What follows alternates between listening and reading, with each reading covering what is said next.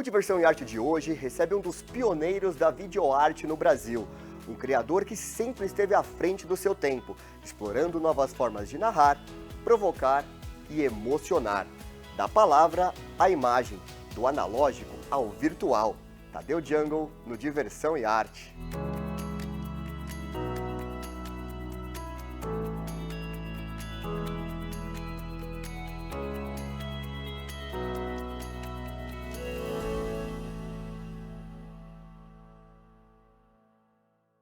Diversão e Arte está começando e hoje a gente recebe um multiartista, Tadeu Jungle. Tadeu, muito obrigado por ter aceitado o nosso convite, estar aqui com a gente hoje. Muito obrigado mesmo. É um prazer estar aqui. Você está aqui na LESP, no nosso programa no Diversão e Arte.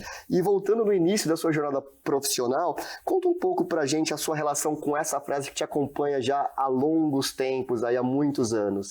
Essa frase, que é o "você está aqui", que não é uma frase original, uma frase que está em qualquer mapa de shopping center, de metrô, ela aconteceu na minha vida uma vez que eu estava viajando pela Europa de trem, minha primeira viagem, moleque, mochila, e aí estava correndo de uma estação de trem para outra, e aí falei, preciso ver onde eu tô. Chega lá no mapão, encontrei o mapão, e aí o que você vai procurar?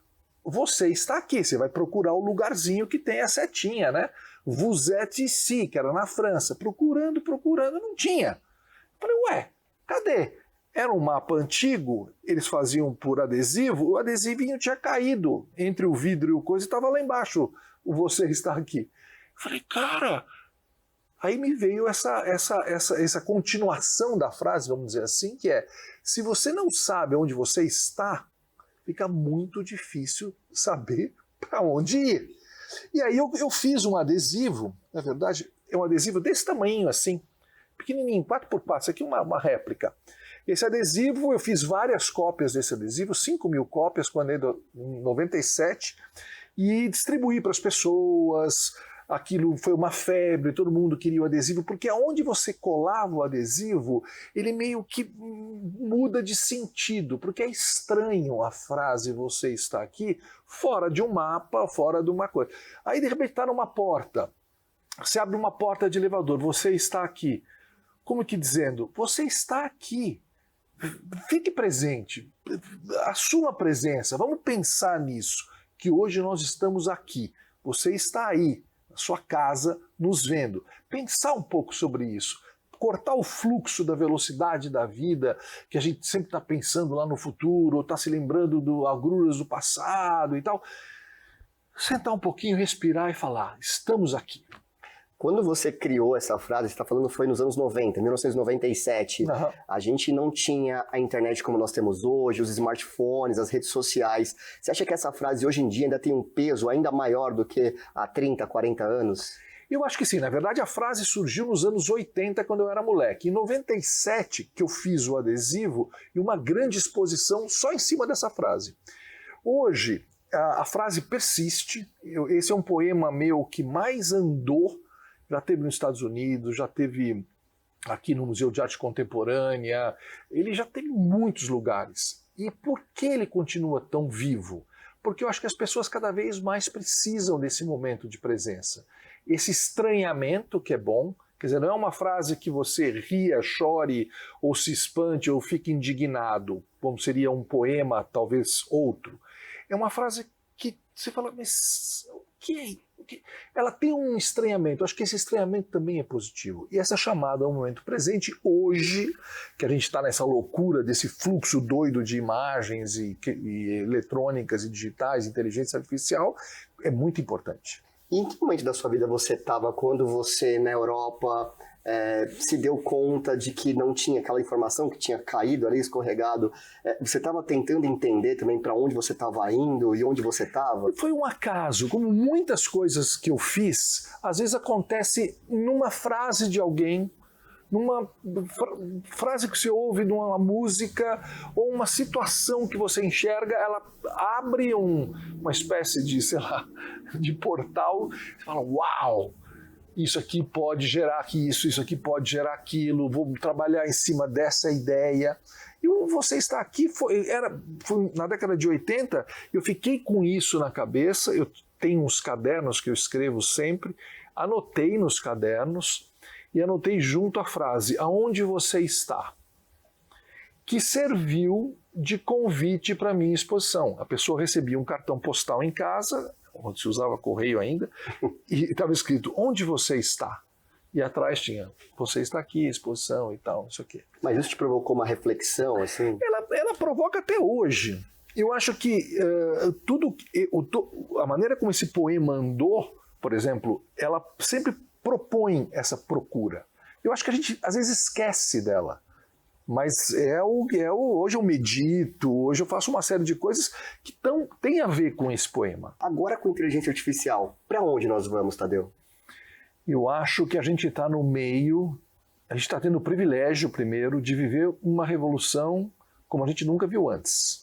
Uma revolução maior do que a revolução quando a internet veio, que já foi uma coisa gigantesca, né? E uns dizem que será ainda mais potente a transformação do que quando se inventou a energia elétrica. A gente não está dando muito bola para o tamanho disso, mas esse é o tamanho disso. É um tamanho muito radical. Quer dizer, o que a gente está vivendo hoje, 2025, se você está nos vendo em 2035, nesse momento, você fala, nossa, mas nossa, que dinossauros eles eram em 2025. Porque a gente vai se transformar muito. A gente vai se transformar muito, porque é algo exponencial. A inteligência artificial, ela se autoalimenta, ela vai se alimentando de conhecimento e você vai inventando coisas novas que ela vai assumindo, aí ela acelera o outro processo. Então, assim, em todas as áreas, a gente está fadado a ter revoluções, não reformas, não ajustes. A gente vai ter revoluções. Você faz parte do júri do WIFE, que é um festival de filmes que usam justamente a inteligência artificial, que você acabou de falar agora sobre essas revoluções que estão acontecendo e tudo mais. E você também fez uma série de entrevistas sobre o tema. O que você pode nos contar sobre a iniciativa desse festival e também sobre o uso de inteligência artificial em obras audiovisuais? Então, ótima pergunta. Tem várias coisas aí. O WIFE, WAIFF, é um festival que vai acontecer 27 e 28 de fevereiro de 2026. E é um festival de cinema que usa inteligência artificial e junto com esse festival, filmes brasileiros só. E junto desse festival vai haver mesas de debate sobre ética, mercado de trabalho, ferramentas disponíveis, enfim, para a gente poder discutir um pouco a inteligência artificial. Hoje em dia, se você fala em inteligência artificial em qualquer faculdade e falar, e aí, o que você acha? A pergunta é, eu vou perder meu emprego? Eu vou perder meu emprego? Eu vou perder meu emprego? Ou seja, o aspecto medo é grande. E o que vai acontecer? Eu não sei, ninguém muito sabe como vai ser. A gente intui. Mas como vai ser? Será que eu vou perder meu emprego? Esse tipo de emprego não perde, porque aqui não tem como a inteligência artificial fazer, mas esse daqui já era, esquece que no ano que vem não tem mais. Essas são as coisas, algumas realmente verdadeiras e outras que a gente está supondo. Só que a inteligência artificial vai trazer novos desafios e novas profissões. E nesse momento não adianta dizer eu não quero, não vou usar, sou contra, isso vai destruir a criatividade, isso vai homogeneizar a produção artística, isso vai homogeneizar as ideias, porque a inteligência artificial só olha para o passado, né? Ela só conhece o passado, então a arte, que é a antena para criar o futuro, vai ter dificuldades, vai ficar uma arte... No fundo, isso tudo que pode vir a acontecer, ou pode ser colocado na nossa arena, ele vai acontecer independentemente de você. Então não é gostar ou não gostar, você vai ter que usar. Você vai ter que aprender a usar. Então, independentemente se você gosta ou não gosta, tem medo ou não tem medo, o lance é, a inteligência artificial é inexorável. Ela vai existir. O que você precisa ver é como eu vou usar a inteligência artificial. Como eu vou usar.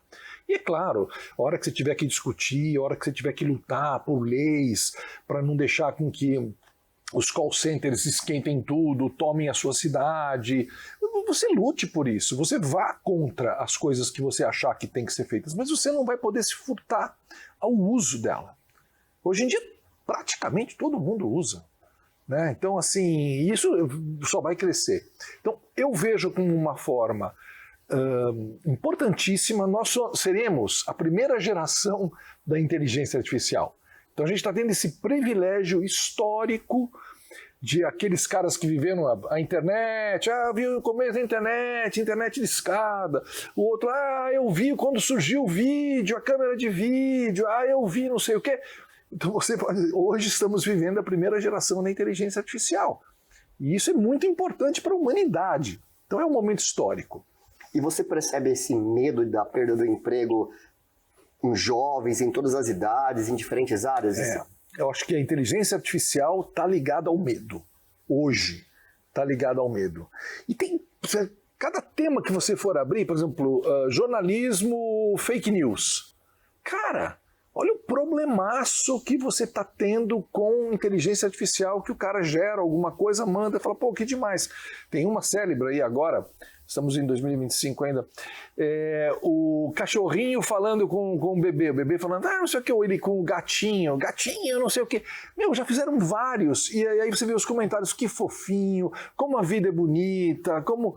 Eu falei, mas tio, isso é inteligência artificial. E os caras comentam, isso é inteligência artificial, isso não existe. Mas aí ela já passou para todo mundo e fica assim mesmo. Isso é pueril quando fala do gatinho e do cachorrinho. Mas a hora que você começar a colocar candidatos, a hora que você começar a falar fulano que não disse aquilo, com a vida real sendo exatamente daquele jeito, será que isso é verdade? Eu já fico em dúvida de algumas coisas. Eu olhei outro dia uma imagem e falei, nossa, não, isso é inteligência artificial, não é possível. E era real. Mas, percebe, você não vai conseguir mais distinguir nada do que é real e do que não é real. Esse é um problemaço. E no universo da arte, assim, a gente está falando aqui sobre um festival de cinema com o uso de inteligência artificial. Quem trabalha com cinema, quem trabalha com arte, você sente que é mais aberto a essa tecnologia? Não, as pessoas não são. Tem muita gente de cinema com medo, muitos roteiristas com medo. Só que o que acontece? A inteligência artificial no cinema, ela vai ser usada de muitas formas. Pesquisa, sugestão, sugestões de pautas, roteiro, auxiliar na confecção de roteiros. Depois, para poder fazer storyboards, para fazer um monte de coisas, ela vai sendo usada. Não tem como, até porque é muito mais rápido. Só que eu sempre penso que quem está por trás daquela máquina, quem vai aceitar o que a inteligência artificial está me propondo, sou eu. Eu vou dizer, não quero ir por esse caminho, eu gostaria que o personagem fizesse não sei o quê. Aí ela vai para um outro caminho, aí você usa uma parte do que ela escreveu. Isso falando de roteiro. Você usa uma parte, aí você tem uma outra ideia. Não, eu tenho uma tia, eu quero colocar um personagem. Sua tia, aí você põe daquele jeito, eu quero que ela se transforme, seja mais isso, mais aquilo. Aí mistura. Ou seja, não é uma ferramenta, eu não gosto desse nome de usar para inteligência artificial, é uma ferramenta que vai te ajudar. Não é uma ferramenta, é muito mais do que isso. É um agente, é um companheiro, é uma cara que você vai estabelecer diálogo. Só que acho que a autoria ela vem mixada com você está ali dentro. Então eu não acredito que a inteligência artificial per se vai fazer alguma coisa sensacional. Ela vai fazer com o comando, com o viés, com os inputs e as decisões humanas. Tadeu, você é um artista plural que transita pela poesia visual, vídeos, cinema, fotografia, usando a arte como ela se propõe, na experimentação e também na reflexão. Rio de Lama, Fogo na Floresta, Ocupação Mauá, Rios Invisíveis, você fez uso da realidade virtual. Quais foram os desafios que te levou a usar essa tecnologia nesses temas? Olha, a realidade virtual, são os filmes que você assiste com óculos, ela é um audiovisual. Então eu chamo de cinema imersivo. É uma realidade virtual? Se faz realidade virtual, faço. Mas, na verdade, o que eu faço é um cinema imersivo. Ou seja, eu estou contando uma história documental ou uma ficção. Só que essa ficção que eu estou contando, ela precisa dos óculos e você fica totalmente imerso naquela situação. os desafios são muitos. Apesar de eu ter tido todo um background de cinema, ter estudado cinema, ter feito cinema, etc., quando você muda para a realidade virtual, você tem que mudar o ABC, a gramática muda. A realidade virtual não tem zoom, a realidade virtual não vai trabalhar com close, a realidade virtual nem sempre você pode movimentar muito a câmera porque te enjoa. Então ela tem uma série de preceitos diferentes do cinema. Os planos são mais longos, ela favorece a narração em off, ou seja, tem vários mandrakes ali, vários malabarismos que você vai aprendendo para criar essa gramática nova da realidade virtual desse cinema imersivo. Então foi um trabalho grande, está sendo ainda, eu continuo filmando em realidade virtual, gosto muito, acho de novo, é um outro meio que não vai desaparecer, não é modinha. Poxa, você tem uma tecnologia que você põe um óculos, você está em Paris, vendo Paris, vendo a Torre Eiffel com a altura que ela tem, caminhando, você está na Antártida, você vai fazer os 7 biomas brasileiros em 10 minutos. Para um garota de 12, 13 anos e conhecer os biomas brasileiros em 10 minutos, ele vai falar, eu sei, o Rio Amazonas é do tamanho do mar, a gente não vê a margem, não vê. Por que ele fala isso? Porque ele esteve lá, ele viveu aquilo. Não é uma figurinha que ele está vendo num livro ou está vendo num vídeo lá fora. Não é uma coisa feita lá fora. É uma coisa que aquela fora veio e você ficou dentro. Aí a potência disso é muito grande. Porque você viveu aquilo. Então a tua memória vai guardar isso com muito mais longevidade. Porque gerou emoção. Você pega, vê uma onça em cima de uma árvore no cerrado, aquilo ficou para você, não é aquela oncinha, com todo respeito a National Geographic e as coisas todas, mas quando você vive a situação, então assim, eu acho que é um meio que vai se aprimorar ainda, o óculos é um óculos grandão, muito chato, já está ficando melhor, já está ficando mais barato, mas com inteligência artificial, provavelmente vão inventar um óculos pequenininho, simpático, não caro, que você possa ter ali na mesa de trabalho e de vez em quando você assista um trecho de um filme ou o próprio filme que você está assistindo, a série que você adora, fale, olha, se você colocar seu óculos no final aqui, olhar para esse QR Code, você vai entrar aqui e vai ver o cenário como é construído. Pega meu óculos, pum, QR Code ali, tô lá dentro vendo aquilo tudo, como foi filmado, aquele cenário, aqueles atores. Cara, quem que não quer isso? Né? Ou seja, vai rolar. Né? Então isso que eu estou fazendo agora ainda soa um pouquinho meio ficção científica, mas é o beabá do que vai ser. E que retornos que você tem, Tadeu, de quando na produção, na execução desses filmes, o telespectador consegue se transportar para esses lugares? Assim? Os retornos são incríveis, porque você tem, por exemplo, eu fiz o primeiro projeto chamado Rio de Lama, que era a tragédia de Mariana. Então, quando aconteceu a tragédia de Mariana, eu resolvi ir lá para Bento Rodrigues, a cidade que tinha sido o povoado, que tinha sido destruído, o primeiro povoado que ficava ali na Boca, e fiz um documentário lá. E é um documentário muito emocionante. Então muitas pessoas choram. Ao ver o documentário, choram. Termina, choram, tem que enxugar o óculos, porque elas se emocionaram porque elas foram para lá. Elas não ficaram vendo aquelas fotos marrons no jornal, no telejornal, foto marrom, morreu 16 pessoas, morreu 17, morreu 18, morreu 19. É uma coisa que tinha uma hora que o cara, aquilo, ele fica anestesiado. A hora que você leva ele para a realidade virtual, o cara vai lá e fala, nossa, olha isso, cara, olha onde eu tô. Puta, olha essa casa. Aí você vê o depoimento de uma pessoa, você vê o depoimento de outra, você adquire uma vivência.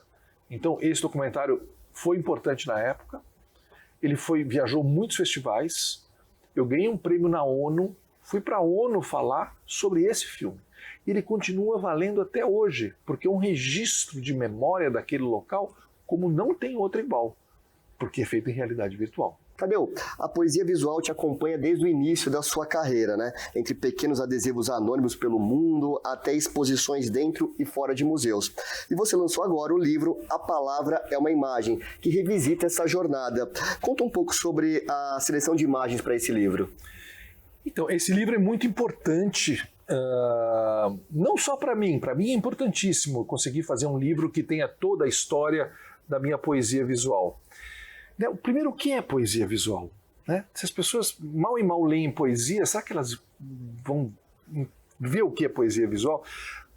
Resumíssimo, nem um resumíssimo, um slogan da poesia visual é que a palavra que é usada para fazer a poesia, nesse caso, ela também vai para o lado visual, ela é tratada de forma visual, ela ganha um visual que interage com o que ela significa originalmente. Então, significante e significado acabam ali fazendo uma... A melhor coisa, acho que talvez seja mostrar um pouco...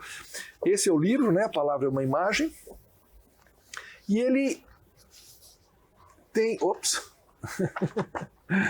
Por exemplo, isso aqui é fuga. Fuga como um labirinto.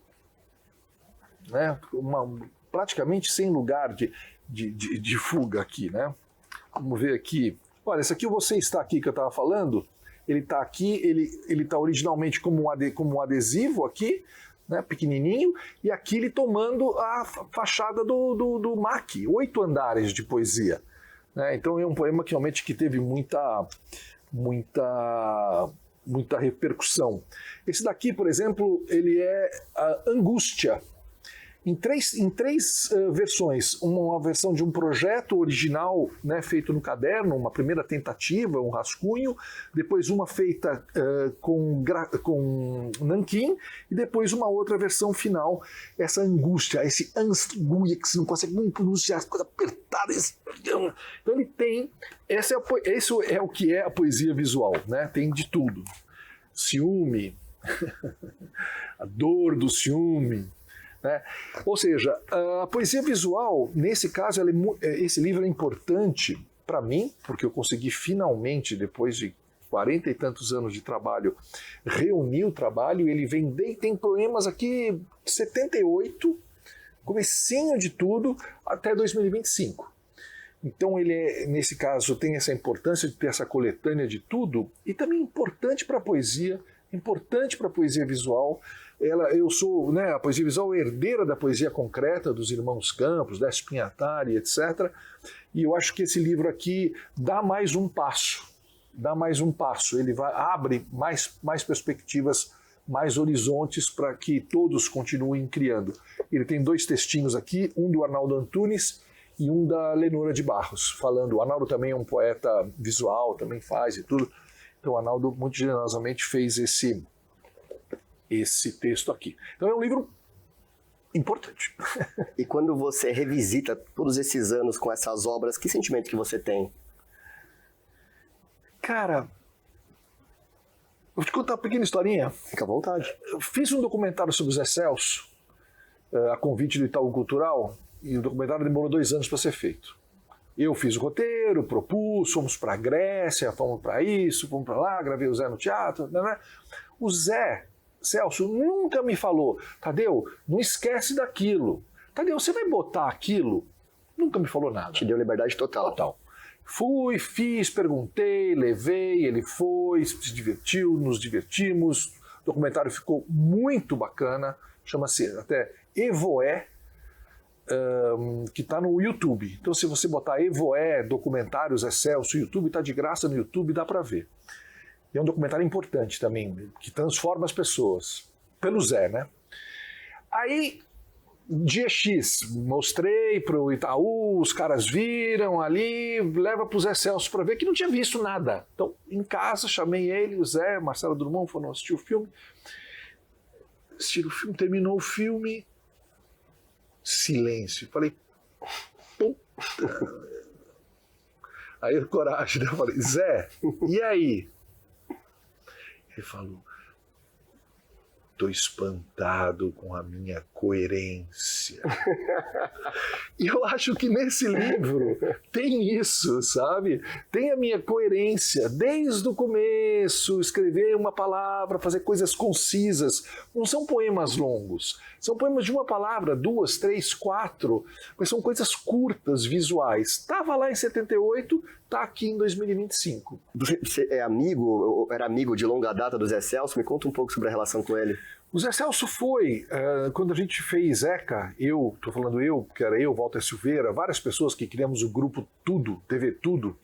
Esse grupo era um grupo de televisão, que queria fazer televisão, queria fazer vídeo, e muito ativo. E a gente se aproximava dos artistas que a gente gostava. Nos aproximamos do Granato, nos aproximamos do Wesley do Quili, e nos aproximamos do Zé Celso. O Zé Celso ainda... tinha acabado de voltar da África, Europa, não tinha dinheiro nenhum, morava num quartinho, dormia num colchãozinho de espuma e nos convidou, eu e Walter, a fazermos os letreiros do filme O Rei da Vela, que ele estava remontando, fazendo as últimas filmagens para finalmente lançar o filme, que já tinha sido filmado em vários... Você falou, puta, que legal, os letreiros, tem a ver, né? Os letreiros, arte gráfica, poesia visual, vamos fazer os letreiros do filme O Rei da Vela, Oswald de Andrade, puta, que maravilha, Zé Celso, pá. Vamos lá. Minhas amigas e meus amigos. Bruno, ficamos 1 ano no Teatro Oficina para fazer os letreiros. 1 ano? 1 ano. 1 ano... de loucuras, de pinturas. A gente pintou o teatro, que não era esse teatro que existe hoje, era um teatro normal, mas já sem cadeiras. O teatro foi tudo pintado de branco e depois todo pintado com os nomes dos atores nesses estilos, assim, cada ator com a sua época, com o seu estilo.